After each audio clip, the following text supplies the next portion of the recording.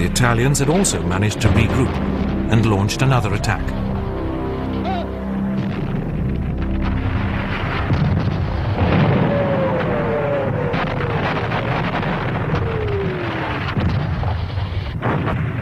In mid-April, the British ordered a retreat southwards, as German armour and infantry flooded forward on two flanks to surround them. The resulting withdrawal just managed to stay ahead of the advancing panzers. The flashpoint was the Corinth Bridge over the Corinth Canal, which was vital for the escape of the Allies. An operation by German paratroops managed to capture the bridge, but the Allies managed to destroy the bridge as the Germans crossed it.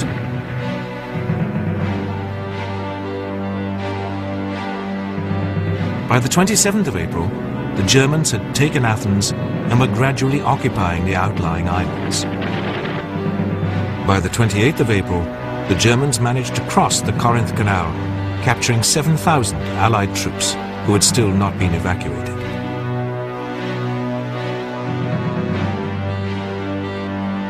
Over 50,000 Allied troops had been evacuated to Crete, where they could then be moved on to Alexandria. Here they rested. Crete was strategically placed for both Allied ships and aircraft to make attacks into the Mediterranean and on the vital oil fields of Romania. The island would have to be taken, but the Germans had no naval force to attempt a full seaborne assault. The highly trained paratroopers of the Fallschirmjäger, led by General Oberst Kurt Student, were chosen to make the audacious assault.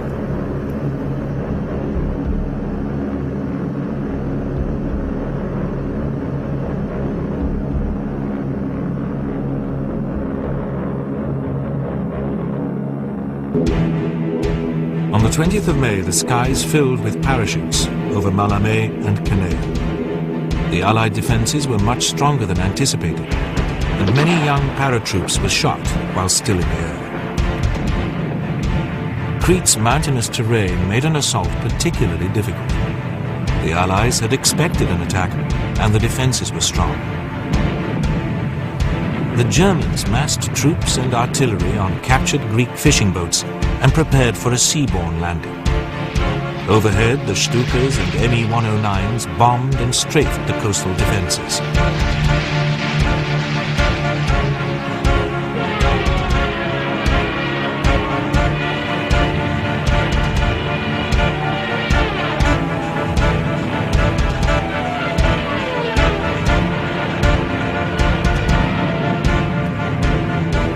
A huge flotilla of transport aircraft filled the skies as paratroops dropped on Heraklion and Rhetica, taking heavy losses.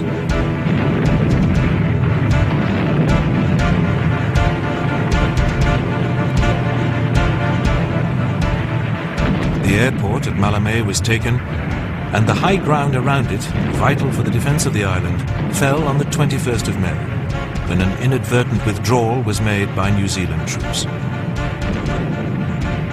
More troops poured onto the island from the airport, and an Allied withdrawal over the mountains to Sfakia was ordered. On the 27th of May, the Royal Navy started evacuating troops to Alexandria. However, heavy losses meant the evacuation was soon called off, and 5,000 Allied troops were left to surrender to the Germans.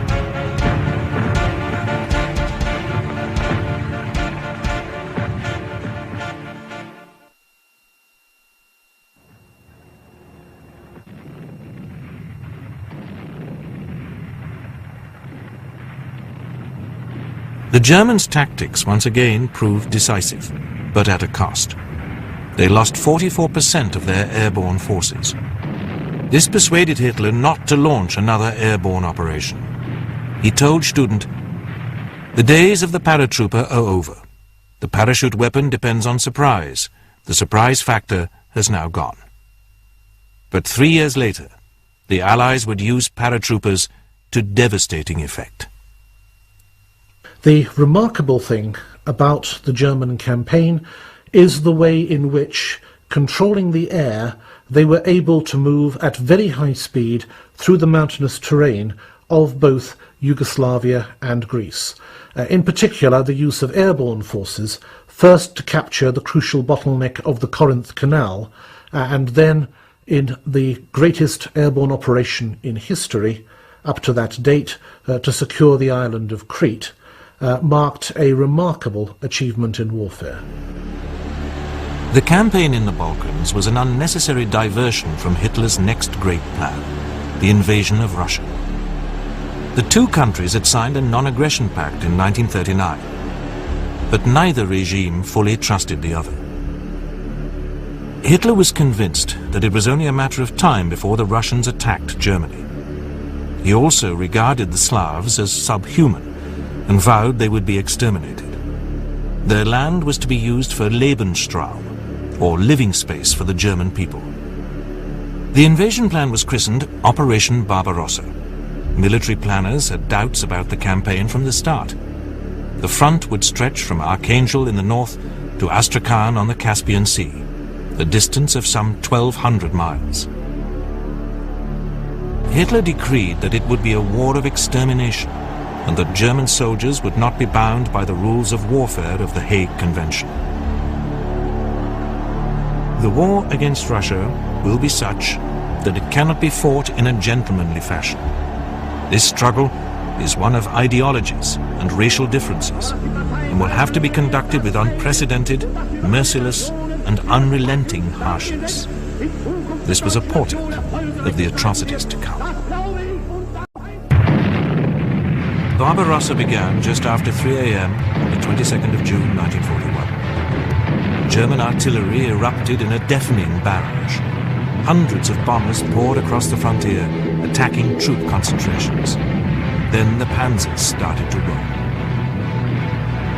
From the Baltic to the Carpathian Mountains, German bombers kept up their attacks on airfields and Russian troops, destroying at least 1,800 aircraft on the first day.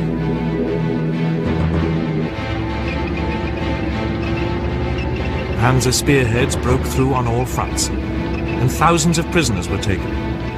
Stalin refused to believe what was happening. Right up to the day before the attack, the Russians had been delivering war materials to the Germans.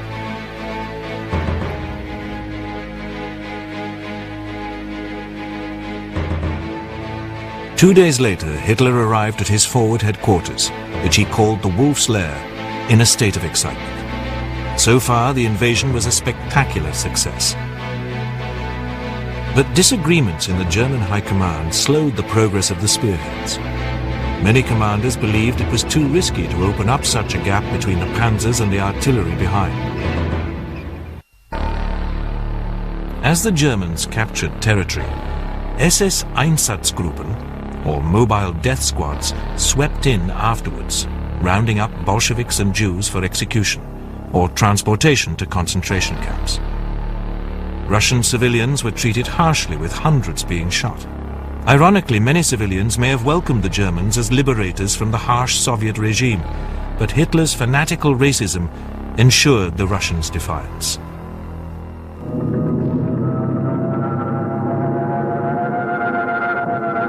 The Germans had attempted an encirclement of the Red Army at Smolensk, but after a determined counterattack, more than 100,000 Russian troops managed to escape the German pincers. But over 300,000 Red Army troops were captured. As the panzers pushed forward, small groups of Russian soldiers were left between them and the advancing infantry. These groups were a major irritant to the German forces.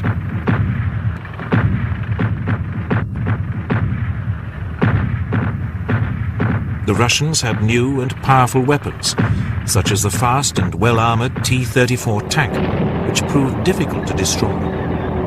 Only the use of 88mm anti-aircraft guns would prove to be effective.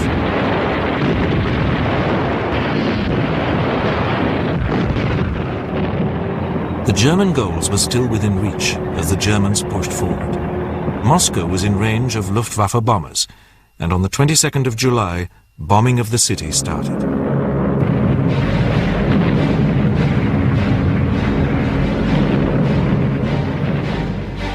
Hitler, however, called a halt to the panzers' advance in order for supply lines and communications to be strengthened. But the Germans had underestimated the strength and determination of the Red Army. The Soviet army might be weakly equipped, it might be disorganized and poorly trained, but it was much larger than the Germans imagined, and with the halt in order to resupply and to sort out communications in July, they had the job to do all over again. There was a very strong argument for concentrating forces and pressing on to Moscow. Moscow was not just the capital of the Soviet Union, it was the centre of the railway hub, it was the political and administrative centre. Seizing Moscow might perhaps have led to the collapse of the Soviet Union. However, in what remains an immensely controversial decision, Hitler put his orders against this. Hitler thought that the main offensive should now push towards the wheat fields of the Ukraine and the vital oil fields of Baku. For weeks, arguments amongst the German command would leave the panzers stalled.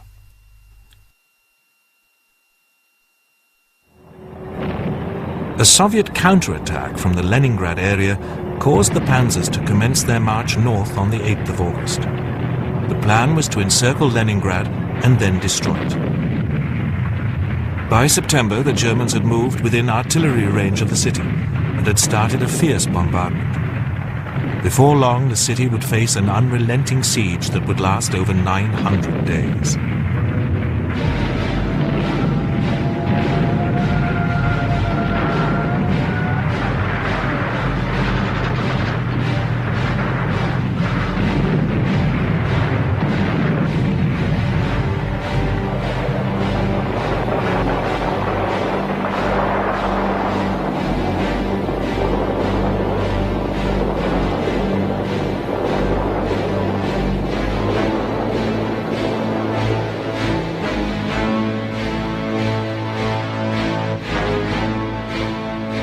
During the lull, the Russians had been shoring up Moscow's defenses, and troops had been massing in the city.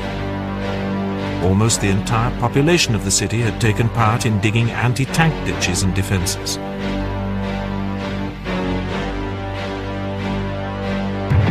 In early October, the Germans launched Operation Typhoon, the final push on Moscow.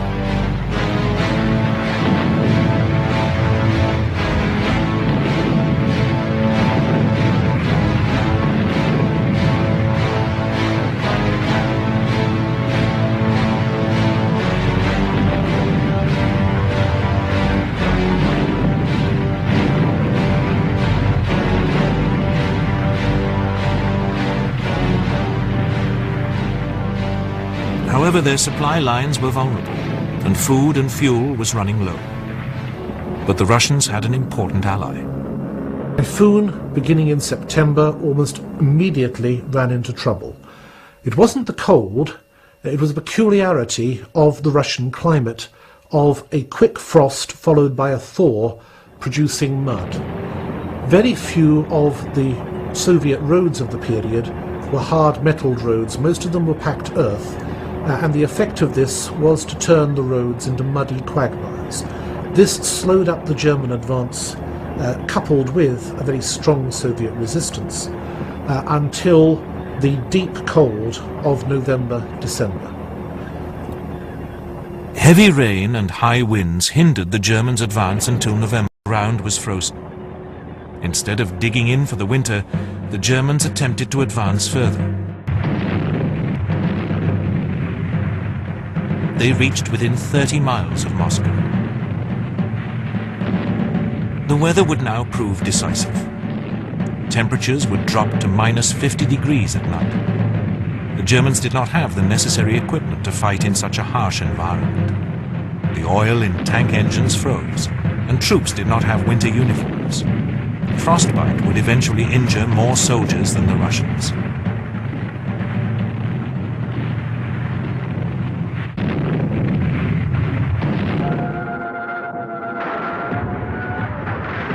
The Red Army staged a counterattack. They were fully equipped for the cold, and their machinery was designed to work in such low temperatures.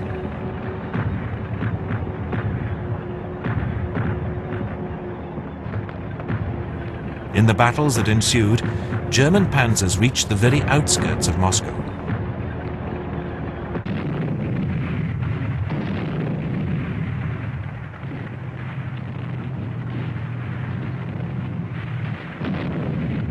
But the weather and the Red Army were taking their toll. On the 5th of December, the advance units of the army were pulled back and offensive operations were suspended. Field Marshal von Bock advocated a retreat of 50 miles to a defensive line, but Hitler issued orders that even limited retreats were unthinkable. This directive would prove disastrous for German soldiers and eventually for the defense of Germany.